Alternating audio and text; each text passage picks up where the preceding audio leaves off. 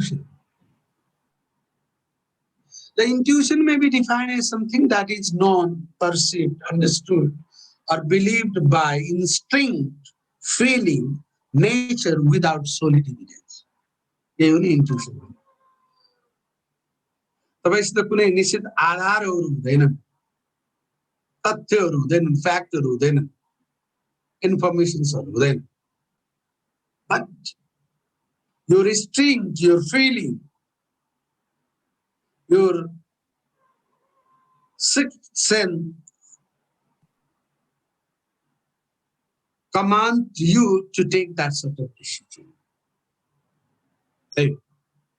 Intuitive judgment, intuitive reasoning, intuitive decisions. Simply while making the decisions, you go with your heart. आत्मालाई सोध्ने त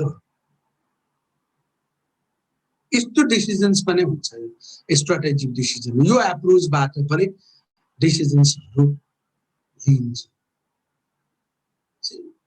Less structured and involve feelings and perceptions rather than the analysis and the fact. You are taking the strategic decision which deal with the long-run future of the organization.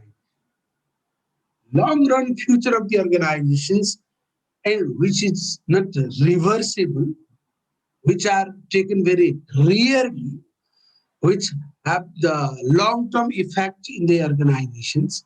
In that sort of part too, the decisions are making by your feelings, by your instinct, by your perceptions, and that's it. And we have already known that strategy decisions are made by the top level management. Then we assume that the top level managers who are taking the strategic decision, they are rational, they are wise, they are more experienced, they are visionary, they have understood the organizational needs, the organizational scenario, and everything. By understanding all the things related with the organizations, related with the markets, related with the environments, they make that sort of decision which is strategically fit for the organization. That must be taken by the organizations anyhow at any time. लिनै पर्ने छ फेरि नलिए पारे हुन्न भन्ने पो होला. अवस्था त यस्तो छ कि त्यो खालको डिसिजन्स लिनै पर्ने. Intuitive emotional भनेको पनि त what's your emotions? To what extent you are able to control your emotions? You can understand your emotions, feelings, understand. This is one approach. Likewise, the next approach of decision making is rational and analytical decision. We already get the difference. Rational and analytical. Under this approach, the strategic decisions making, the decisions are made in a systematic and rational way. Intuitive emotional approach ba यो systematic rational को कुरा गरेका थिएनौं, intuitive instinct feelings को कुरा गरेका थियौं. यहाँ rational and analytical approach ma the strategic decisions are made in a systematic way, in a rational way. Then what systematic means here? Before making the decision, informations are formally collected and analyzed.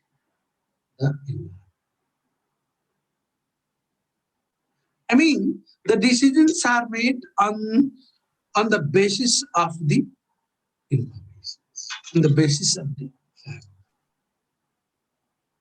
Because the environments of the business organization is analyzed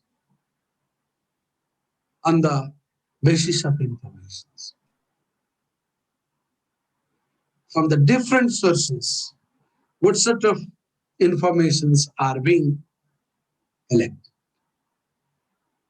what the information says, what the data says regarding the competitors, regarding the customers, regarding the governments, regarding the international market, regarding the technological aspect, regarding the economic conditions of the country. Just you see, all these informations, analyze them properly, and you make the decision. And these strategic decisions, according to the rational analytical approach, the possible alternatives are developed and the best alternative is selected in a rational manner. तपाईसित rational decision गर्नु, तपाईले त्यो अब यहाँ decision के गर्ने भन्दा कुन strategy लिने भन्ने होला. अब त्यो strategy-मा you have the number of the strategies. That strategy, number of the among the number of the strategy, you analyze the environment, you collect the informations, and you rationally choose the developed, the best alternative.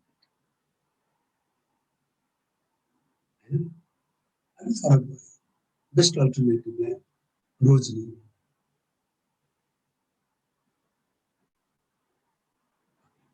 अब intuitive र rational मा फरक देख्नुभयो नि तपाईले.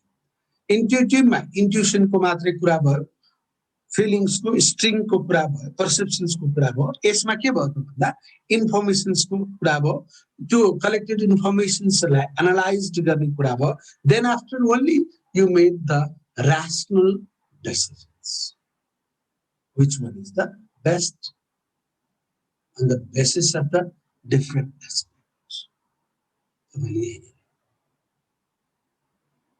And the next approach is related with the satisfying approach. And the satisfaction approach, it is somehow different than the other discussed approach, intuitive and the rational approach. What the difference you find? Just you say. Satisfying means meeting the decision makers' minimum standards of the satisfaction, which depends on the current level of aspiration, or that means the level of performance that a person expects to attain, which is determined by the person's prior success. And this approach is based on the assumption that the decision maker select the alternative only when he or she is satisfied then an acceptable alternative has been. यहाँनिर यो एप्रोचले decision maker जुन खालको स्ट्र्याटेजीमा जुन खालको मुभमा सन्तुष्टि हुन्छ त्यहीलाई नै सिलेक्सन्स गर्छ. When the alternatives, when the decisions satisfy the decision maker, what's about the others? What sort of impact that can be made by that decisions? Though it is assumed that it is considered very rational. But here, satisfying approach means means meeting the decision makers' minimum standards of the satisfaction. के कुरामा कुन एंगलबाट उसँग सन्तुष्ट हुन्छ decision maker. अब ऊ र्यासनल भयो हैन, ऊ साच्चै विजडम देखाउन सक्यो भने त ला उसको सन्तुष्टिले that this strategic decision ultimately brings the positive results for the organizations. Otherwise that may be harmful for the organization. Harmful पनि हुन सक्छ नि त्यो प्याटर्न्सबाट पनि. अब satisfying को पाँचमा अब भन्नु अब यसले चाहे तपाईँको डिसिजन मेकर को एटिट्युड्स को कुरा, डिसिजन मेकर को भ्यालुज को कुरा, डिसिजन मेकर्स को एउटा इथिक्स को कुरालाई यसले चाहिँ त्यही भएर भने नि Approach is making decision making is based on the assumption that the decision maker select the alternative only when he or she is satisfied. In that, an acceptable alternative has been found. त्यो केमा भन्दा accept हुने खालको alternatives हो है। अब यो अल्टरनेटिभ्सले हाम्रो निड्सलाई फुलफिलमेन्ट गर्छ, that ultimately people will be satisfied with this type of decisions. And the final approach is about the political behavioral approach. It is quite different from the rest of three approaches. According to this approach, the decision making assumes that decisions in the organizations are made considering all its stakeholders such as employees, shareholders, competitors, suppliers, governments, who have their own interest towards the organization. Is it possible? Employee पनि खुसी हुने, employeeलाई पनि मर्का नपर्ने, shareholdersलाई पनि मर्का नपर्ने, competitorsलाई पनि मर्का नपर्ने, suppliersलाई पनि मर्का नपर्ने, governmentलाई पनि मर्का नपर्ने, because they have their own vested interest. Employees have their own interest, shareholders have their own interest, competitors have own interest, suppliers, the governments. You can expect the employees expect fair compensation in the benefits, very harmonious industrial relations and the good working environments. The customers may expect the qualitative products at affordable price in the condition. Likewise, the government expects the organizations to pay the tax regularly and acts in a responsible and ethical ways. Like others, there may be the other financial institution they exchange their finance for high rate of the interest, security of the principal amounts. Like means the suppliers expect fair terms and trade and continuous producement. यी सबैलाई सन्तुष्टि हुने खालको decisions लिने एप्रोचलाई हामी political behavioural approach.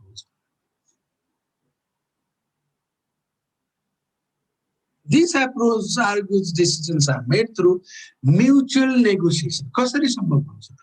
Mutual negotiation and consultations of the stakeholders who are affected by the decision. While taking the decisions related with the employees, you sit together with them and make the negotiation. While checking the decisions regarding the product price, you just consult the consumers forum so that your price will be accepted by the customers. अनिको decisions गर्दा फेरि management एक्लैले नगर्ने, त्यो डिसिजन्सबाट सकारात्मक वा नकारात्मक प्रभाव पार्ने सबै पक्षलाई संलग्न गराएर कन्सल्ट गरेर म्युचुअल नेगोसिएसनको माध्यमबाट डिसिजन्स गर्ने एप्रोच नै पोलिटिकल बिहेभियरल एप्रोच. अब गर्न सके त यो एप्रोचबाट गरिने स्ट्राटेजिक डिसिजन्सहरू त्यो effectiveness चाहिँ हाई हुन्छ. But how far it is important, it is possible. So why strategic decisions? के छ यो एप्रोचेसहरुमा तपाईहरुलाई चारवटा एप्रोचमा intuitive, rational, satisfying and political behavioral approach.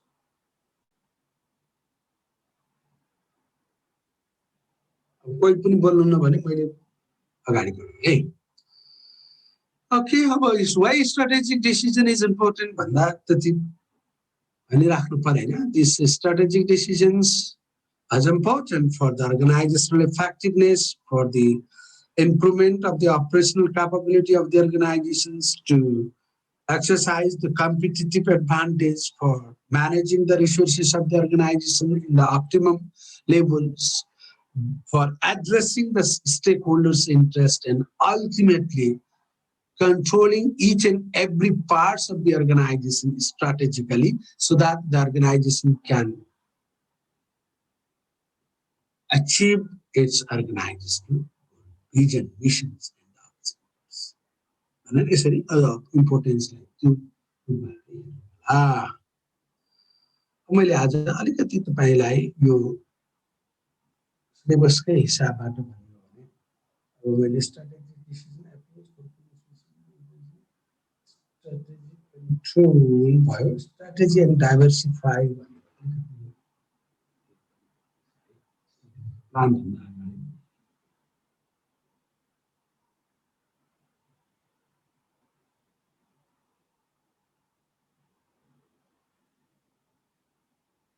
यो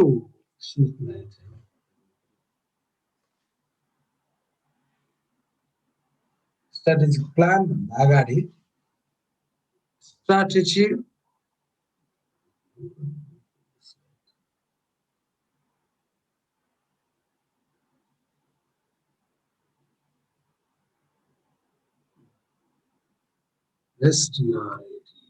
strategy and diversification.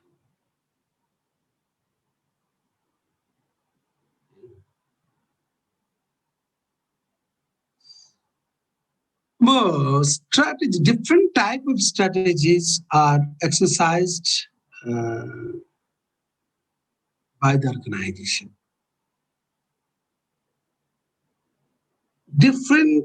In different situations,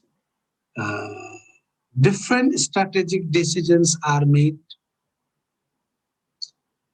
Then we have already known that there are three types of strategy: corporate strategy, business level strategy, and functional level strategy. Level को हिसाबबाट यो अब त्यसभित्र थुप्रै types हुन्छ. The strategy which are adopted by the business entity may not work efficiently. That strategy sometimes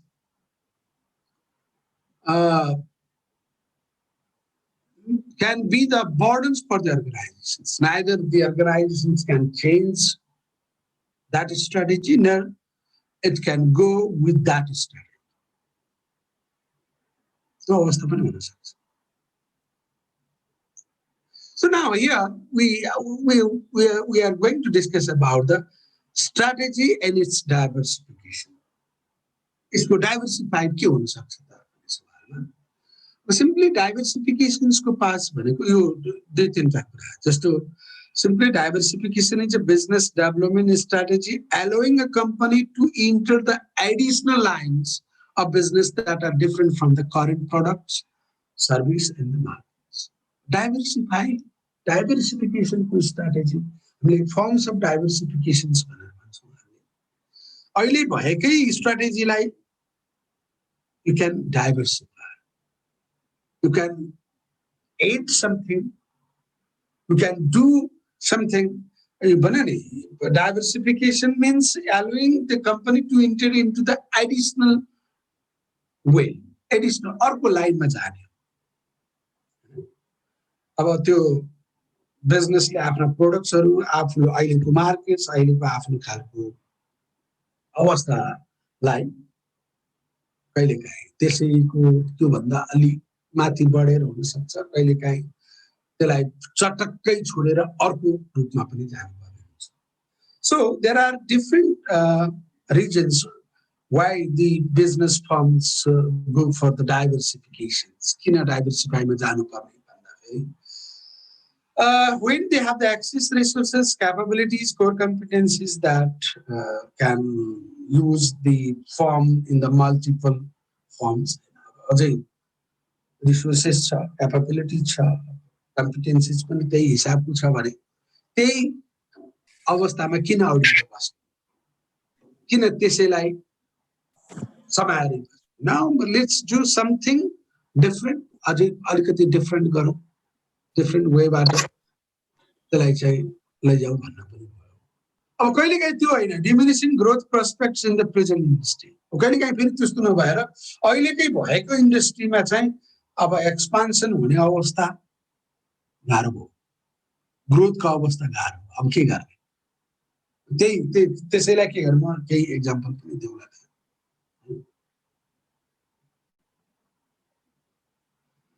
अब कहिलेकाहीँ cost सेभिङको हिसाबबाट पनि डाइभर्सिफाई गर्नुपर्ने हुन्छ, कहिलेकाहीँ स्ट्राटेजिक फिटको क्याप्चरेसन्स गर्नको लागि, कहिलेकाहीँ फाइनेन्सियल इकोनोमाइज स्किल मेन्टेन गर्नको लागि, कहिलेकाहीँ बिजनेस रिस्क स्प्रेड आउट भएको बेलामा त्यो बिजनेस रिस्कलाई मिनिमाइज गर्नको लागि, अब कहिलेकाहीँ त्यही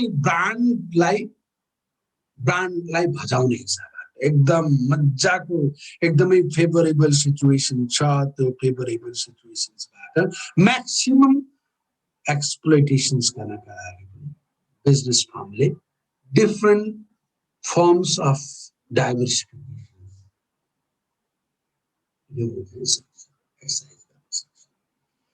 There are 4 types of diversifications. They are horizontal diversification, vertical diversification, concentrated diversifications, and conglomerate diversifications. चारवटा यो चारवटै केसेसमा तपाईले होरिजोन्टल डाइभर्सिफिकेशन्सको केस हेर्नुभयो भने बिजनेसले त्यही उसलाई चाहिँ एक्सपान्सन्स गर्ने, growth through the acquisition or one or more similar firms operating in the same stage of production's marketing chain. एउटा डेरी उद्योगले कुनै एउटा डेरी उद्योग छ, अब त्यो डेरी उद्योगले त्यस्तै खालका प्रोडक्ट्सहरुलाई फेरि थप्यो भने त्यो होरिजोन्टल डाइभर्सिफिकेसन. दूध घिउ पनिर मात्रै बेचेको ठाउँमा अब चिज पनि उसले बेच्छ, आइसक्रिम पनि बेच्छ, अथवा उसले त्यही अर्को डेरीलाई उसले गाप्छ, एक्वायर गर्छ.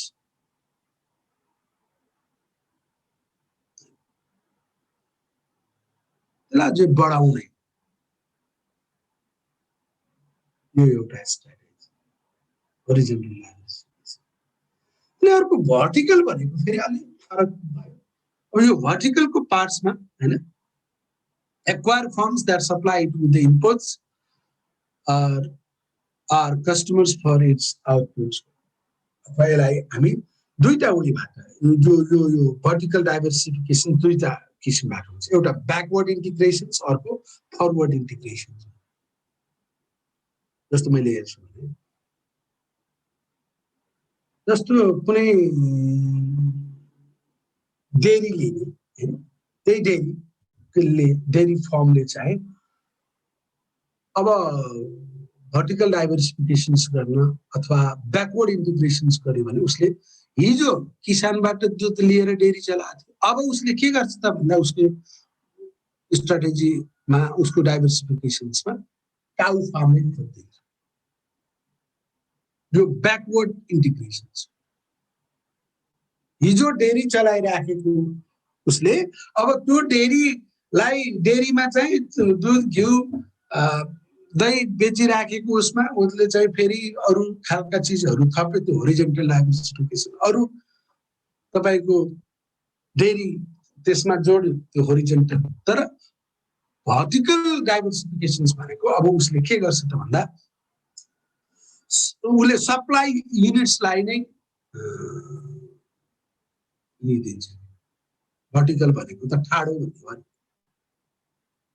अब ब्याकमा उसको यो मैले अहिले भनेको एक्जाम्पल डेरी उद्योग छ, त्यो डेरी उद्योगले अब काउ फार्म पनि खोल्यो भने त्यो ब्याकवर्ड इन्टिग्रेसन भने यही उसले त्यो डेरी उद्योगले अब रिटेल पसले खोल्यो.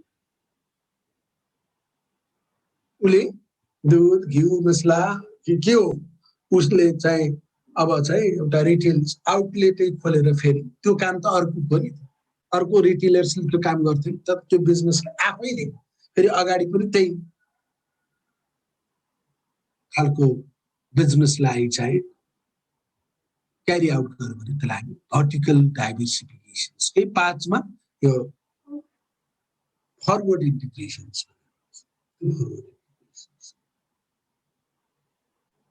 बुझिन्छ यो के अरे ब्याकवर्ड इन्टिग्रेसन्स र फरवर्ड इन्टिग्रेसन्स के छ पछाडि जाने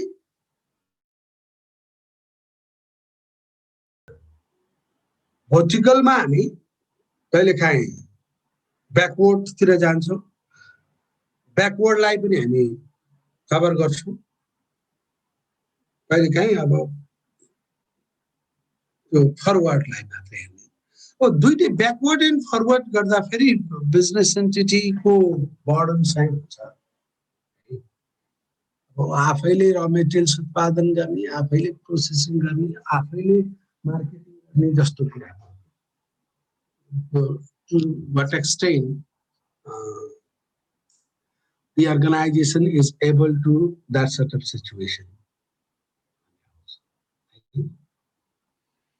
And the next form of diversifications can be concentric diversifications and conglomerate diversification. अब यो दुईटै diversifications को पाथ चाहिँ अगाडिका होरिजेन्टल र भर्टिकल भन्दा फरक अब कन्सेन्ट्रिक अथवा यसलाई हामी रिलेटेड डाइभर्सिफिकेसन पनि भनेर भन्न सक्छौँ कन्सेन्ट्रिक डाइभर्सिफिकेसन्समा यसले के गर्छ भन्दा सिम्पली यहाँ लेख्यो thus the acquiring firm searches for new business whose products, markets, distribution channels, technological resources requirements are similar but not identical with its own, which acquisition result in a synergized but not complete interdependence. यो भन्यो नि dairy उद्योगले आफ्नै retail shop खोल्यो forward integration dairy उद्योगले आफ्नै खालको cow form खोल्यो backward integration dairy उद्योगले अहिलेसम्म दुध घिउ चाहिँ उत्पादन गरिरहेको थियो अब चाहिँ आइसक्रिम पनि गर्यो त्यो होरिजेन्टल डाइभर्सिफिकेसन अब त्यही डेरी उद्योगले हैन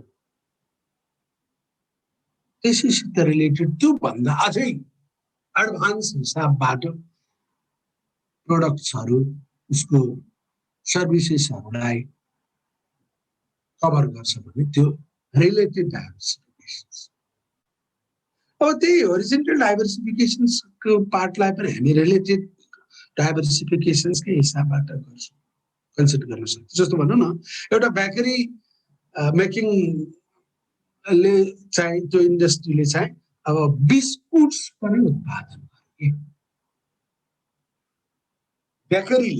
बेकरीको र बिस्कुटमा अब मोरलेस सिमिलर टाइप्स त हुन्छ नि त यहाँ भने नि whose products market distribution channel technology resources are similar but not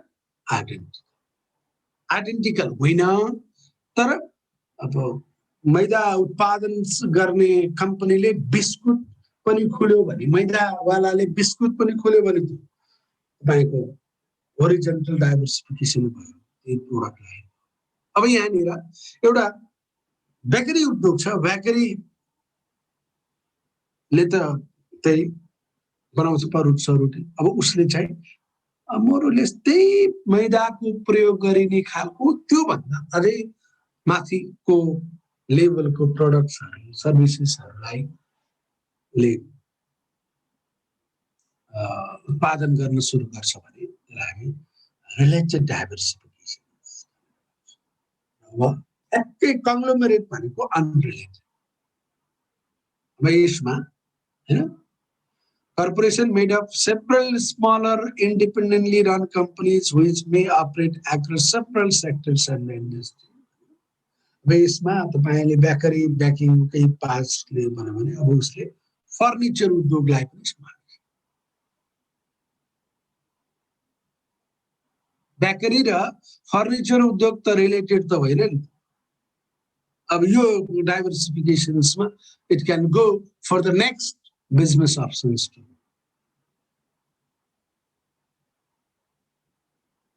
Several sectors र इन्डस्ट्रीजमा यसले थुप्रै विङ्समा यो चाहिँ जान सक्छ। Sometimes very unrelated firms, businesses are acquired by the organization. You खालको diversifications. And in this time, it is diversifying into the industry which is unrelated to its current one. अहिले चलिराखेको भन्दा एकदम unrelated भने हैन. And it is pursued if the current industry is unattractive and that the firm lack outstanding abilities and the skills that could easily transfer to the related products and the service in the other industries. अहिलेको बजार त्यति त्यो जुन खालको product छ त्यही product अथवा त्यो सर्भिसमा चाहिँ त्यति चाम चाहिँ छैन, attractive चाहिँ छैन. But we can use that resources, that sort of infrastructure for the other type of business more efficiently, more effectively. In that context, this conglomerate diversification, you pathways, I mean, चारवटा forms of diversification. Diversification strategy भनेर भन्नुस्. अब यो diversification strategy भनेको ultimately it pursued the opportunities for the growth of the original business. The business like कसरी टिकाउने, कसरी जीवित राख्ने. यहाँ भने नि Adlas by Anil by Amani, different kind of business entities acquiring a spice by idea, India business. So these are all about the different forms of the diversification strategy. And simply here, we have said strategy for entering the new business. अब new business जानको लागि उसले कस्तो खालको कुन स्ट्र्याटेजीबाट जान्छ त भन्दा एउटा एक्विजिसनबाट जान्छ, एउटा इन्टरनल न्यू भेन्चर स्टार्टअपकै हिसाबबाट नयाँ बिजनेस नै सुरु गर्ने र अर्को पार्ट्सबाट जोइन्ट इफोर्ट्स, जोइन्ट भेन्चर संयुक्त लगानी हुन्छ के नि बिजनेसको नेचरको हिसाबबाट. Sometimes business organizations they themselves go with the investment with the others huge partnership. अब नेपालको केसमा हेर्नु त जोइन्ट भेन्चर भन्ने बित्तिकै अब बैंकहरुको केसेसमा त छ, अरु केसेसहरुमा अहिलेसम्म त्यस्तो जोइन्टली आउने मैन्युफैक्चरिङ इन्डस्ट्रीहरुको केसेसमा अबको सम्भावना त्यो देखिरहेछ. जस्तो आइरन इन्डस्ट्रीको केसेसमा अब हामी कहीं फलाम खाने उत्खनन हुने अवस्था भयो भने हामी कहीं अरु नेचुरल रिसोर्सेसहरुको एक्सट्र्याक्सनको अवस्था भयो भने न्यू बिजनेसको मा जाने हिसाबमा जोइन्ट भेन्चरमा पनि जान सक्छ. अब यही पाँचबाटै फेरि एउटा सानो एउटा इस्यु यो स्ट्र्याटेजिक प्लान भनेर यसैसित स्ट्र्याटेजिक डिसिजन, स्ट्र्याटेजी डाइभर्सिफिकेशन्स र हामी आजको क्लासमा यतिलाई मात्रै हामी कन्फाइन गर्छौं. स्ट्र्याटेजिक प्लान,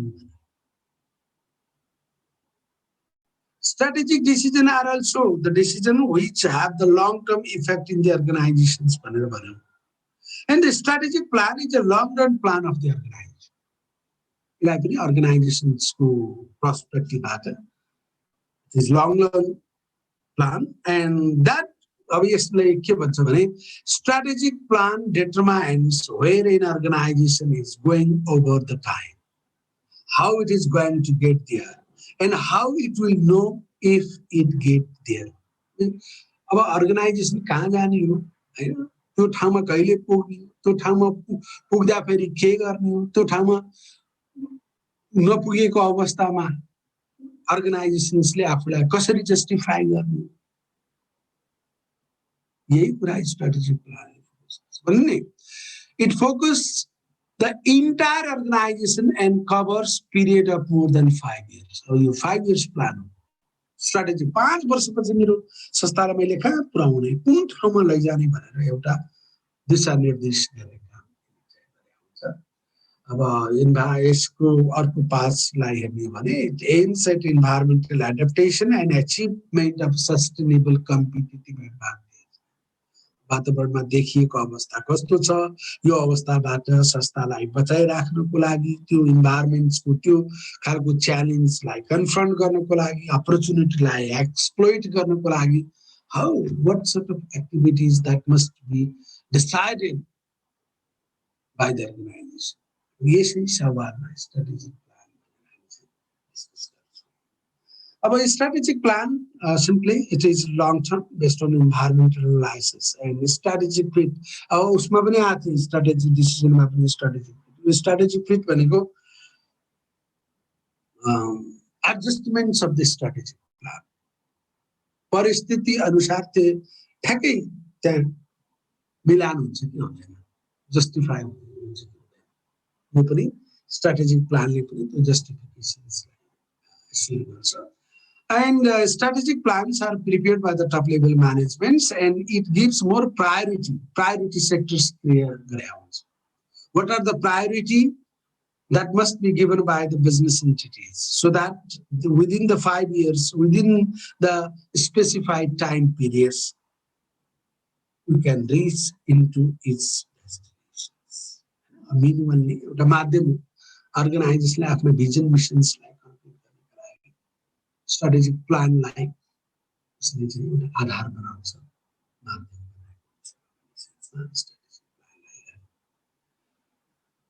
ल। अब यो च्याप्टर्समा हामी करिब करिब अब स्ट्राटेजिक म्यानेजमेन्ट्सका थुप्रै डाइमेन्सन्सहरू यो मिसन्स भिजन अब्जेक्टिभ्सलाई मैले गर्छु।